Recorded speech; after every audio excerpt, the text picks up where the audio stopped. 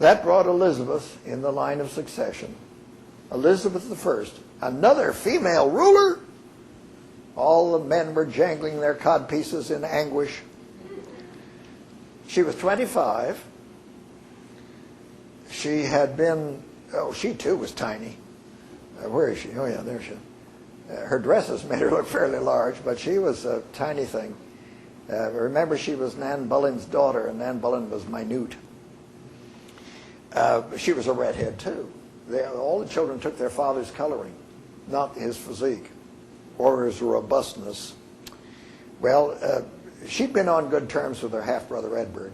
That hadn't been too bad. The Earl of Somerset had been her guardian, and the fact that she was a 13-year-old and he was a grown man led itself to some rumors that were not too flattering, but we don't know for sure about any of that. Whatever the case, it didn't go too badly for her then. But the Northumberland thing was another horror for her, of course. This was very difficult. By the time her stepsister Mary came onto the throne, of course, Elizabeth was suspected of being involved in the Wyatt Rebellion against Mary. And so she was taken to the Tower to be executed, trial or no, by Mary. And of course, as these days progressed through this incident, Elizabeth realized what was happening and immediately contracted with a priest, a Roman Catholic priest, to teach her the catechism, and then had herself rebaptized. Now, she'd been baptized a Catholic as a baby. Nan Boleyn was a Catholic. We were all Catholics then. Nobody heard anything else. But she had herself rechristened and worked on her catechism and then converted with the priest and all the rest of it. And then she went to Mary when they had their few interviews and said, "I'm as Catholic as you are. And I've never fought against you or tried to do anything against you or oppose you." Well, she was apparently convincing enough. Mary was so suspicious, paranoid, but she forgave Elizabeth and let her go live. So Elizabeth survived that incident. Well, as queen, Parliament wanted to get her married. They wanted a strong man right there beside her to take care of this weak vessel called female. You know how that goes, girls. You're all weak, aren't you? Weak and feeble. You are right. You're not smiling at me at all. Well, Elizabeth said, Elizabeth didn't want to marry anybody. She loved her freedom. She loved her independence. She loved the fact that she had power. But she said, "Yes, all I want is to be married and have lots of children. Bring on the suitors." Along they came. Parliament and the nobility had all manner of lists of people. Even Catherine de' Medici's son came over with his humpback and his hair lip. But he was sort of fun. And they all wooed the daylights out of Elizabeth, and she enjoyed it. She had a good time being wooed. That's the best part of any relationship, right? Yes. Absolutely. The rest of it's a nightmare. But she had a great time. But she always managed to charmingly and graciously tell her ministers, "Did you notice the great big pimple on his nose? Do you think this indicates syphilis in the family?" "Oh, my God, really? Oh, dear. Well, he's off the list. Next." And she did this with all of them. And, of course, she remains the Virgin Queen. Well, at least in name. And she spent 40 years being the Virgin Queen. It was terrific.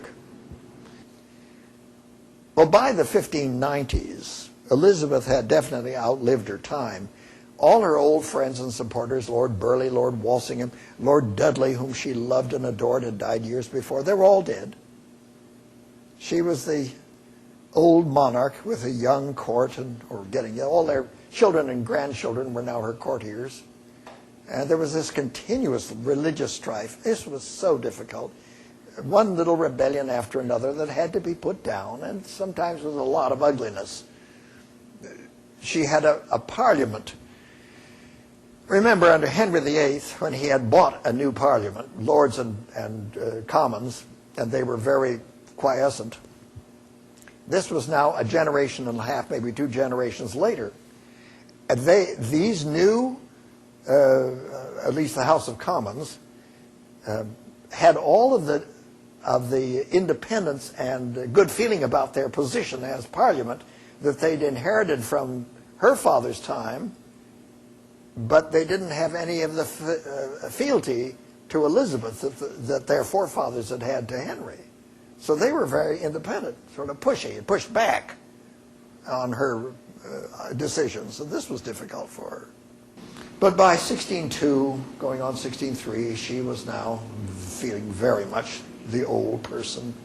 She was ill, and the last thing she had to face was the ministers constantly saying, you must sign the name into the act of succession of your successor. She, of course, was childless.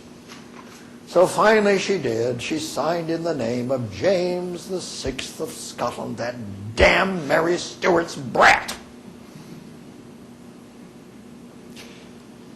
In mid-1603, she moved the court up to Richmond.